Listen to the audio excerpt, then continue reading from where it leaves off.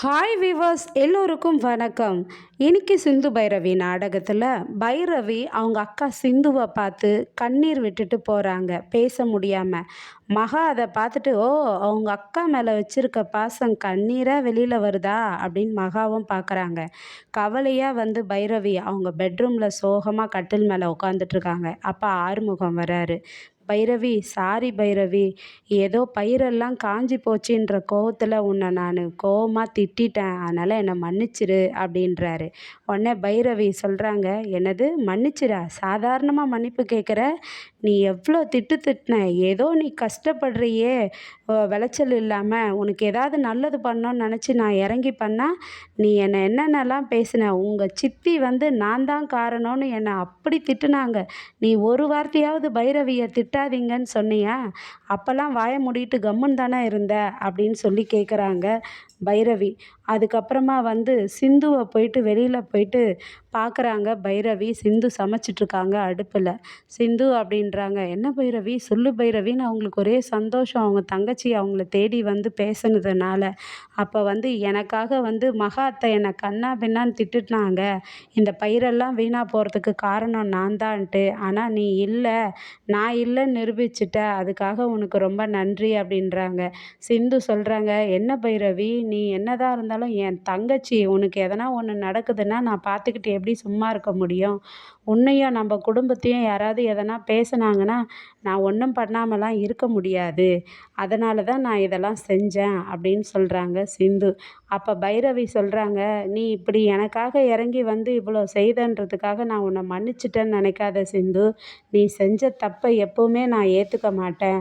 நான் வந்து அன்னபூர்ணி அத்தை என்ன சொல்கிறாங்களோ அந்த பேச்சை மட்டும் தான் கேட்பேன் அப்படின்றாங்க. உடனே சிந்து சொல்கிறாங்க, கண்டிப்பாக பைரவி, நீ அன்னபூர்ணியோடைய அத்தைய பேச்சை தான் நீ கேட்டாகணும். அவங்க உன் மேலே ரொம்ப நம்பிக்கை வச்சுருக்காங்க. நீ ஆறுமுகம் மச்சானோட சேர்ந்து வாழத்த நான் ரொம்ப சந்தோஷமாக பார்க்கணுன்றாங்க. சிந்து, அது மட்டும் நடக்காது, நான் கூடிய சீக்கிரமாகவே ஆறுமுகத்தை விட்டு விலகி போயிடுவேன் அப்படின்னு சொல்கிறாங்க. எனக்கு பிடிக்காத கல்யாணம் இது, என்னால் ஏற்றுக்க முடியாது அப்படின்னு சொல்லிட்டு போகிறாங்க பைரவி. இதை வந்து இவங்க 2 பேர் பேசிகிட்டு இருந்ததை மகா பார்க்குறாங்க. இவளுங்க என்ன பேசிக்கிட்டு இருந்தாலுங்க, இவளுங்க 2 பேரையும் சேர விட்டால் நமக்கு ஆபத்தாச்சு, இவளுங்களை எப்படியாவது பிரிக்கணும்னு சொல்லிட்டு அன்னபூர்ணிக்கிட்ட போயிட்டு, அக்கா மகாவும் பைரவியும் சிந்துவும் பேசிக்கிட்டு இருந்தாளுங்க அக்கா, பைரவியும் உங்களுக்கு துரோகம் பண்ணுறான்னு நினைக்கிறேன், உங்களை நம்ப வச்சு ஏமாத்துறான்னு நினைக்கிறேன், அந்த சிந்துக்கிட்ட பேசிகிட்டு இருந்தா அப்படின்றாங்க. உடனே அன்னபூர்ணி வந்து பைரவியை கூப்பிட்டு சொல்கிறாங்க, பைரவி, நான் உன் மேலே நம்பிக்கை வச்சுருக்கேன், அதனால் நான் உங்ககிட்ட சொல்கிறேன், நீ அந்த சிந்துக்கிட்ட பேசக்கூடாது. நீ வந்து அவள் உனக்கு செய்த நல்லதை நினச்சி மனசு இறங்கி அவளை மன்னிச்சிடாதம்மா. நான் வந்து அத்தை இது உனக்கு வாக்கு கொடுக்குறேன், இந்த வீட்டில் எல்லாருமே என் வாக்கை மதிப்பாங்க, நீயும் மதிக்கணுன்றாங்க. அதுக்கப்புறமா பைரவி வந்து சோகமாக அப்படியே பார்க்குறாங்க. பார்த்ததும் வந்து அன்னபூர்ணி என்ன சொல்கிறாங்கன்னா, மகா, நம்ம வீட்டில் வர புதன்கிழமை இது சுமங்கலி பூஜை நடக்க இருக்கலாம், ஆறுமுகமும் பைரவியும் இந்த சுமங்கலி பூஜையில் கலந்துக்கிட்டோம், நம்ம குடும்பத்துக்கு ஒரு வாரிசு வரட்டும் புதுசாக அப்படின்னு சொல்கிறாங்க. ஏற்பாடு பண்ணி எல்லாருக்கும் பட்டு புடவை வச்சு கொடுக்கணும், ஆனால் அந்த சிந்து மட்டும் இந்த சுமங்கலி பூஜையில் நடந்துக்க கூடாது அப்படின்னு சொல்கிறாங்க. அவங்க வந்து கலந்துக்கவே கூடாது அப்படின்னு பேசுகிறாங்க அன்னபூர்ணி. சரிக்கான்றாங்க. அதுக்கப்புறமா வந்து ஆறுமுகம் சென்ட்டுலாம் அடிச்சுக்கிட்டு அவங்க ரூமில் செமையாக குஷியாக இருக்கிறாரு. சிவராத்திரி அந்த பாட்டுக்கெல்லாம் பாட்டு பாடிக்கின்னு டான்ஸ் ஆடிட்டு இருக்கிறாரு. அப்போ பைரவி வராங்க. எதுக்கு உனக்கு இந்த பாட்டுலாம் அப்படின்றாங்க. என்ன பைரவி நீ இப்படி சொல்கிற? அதான் காலையில் அம்மா சொன்னாங்களே நம்ம ஒரு புதுசாக வாரிசு ரெடி பண்ணோன்னு அப்படின்றாங்க. அதுக்கு பைரவி வந்து, அடச்சே வாயை மூடு, ஒரு பொண்ணுக்கு விருப்பம் இல்லாமல் தாலியை கட்டிட்டு இது மாதிரி பேசுகிறிய, உனக்கு வெக்கமா இல்லைன்றாங்க. அதுக்கு ஆறுமுகம் சொல்கிறாரு, எதுக்கு நான் வெக்கப்படணும்? ஏன் நான் தான் தாலி கட்டினேனா உனக்கு? நீயும் தானே அந்த மணமேடையில் உட்காந்து தாலி கட்டின. அப்போ உனக்கு பிடிக்காதுன்ட்டு எழுந்து போக வேண்டியது தானே. நீ எப்படி உங்கள் அப்பா அம்மா பேச்சை கேட்டு கட்டுப்பட்டு நீ செஞ்சியோ அதே மாதிரி நானும் எங்கள் அம்மா பேச்சுக்கு கட்டுப்பட்டு உன் கழுத்தில் தாலி கட்டினேன். அப்புறம் கொஞ்சம் கொஞ்சமாக எனக்கு உன்னை பிடிக்க ஆரம்பிச்சிருச்சு.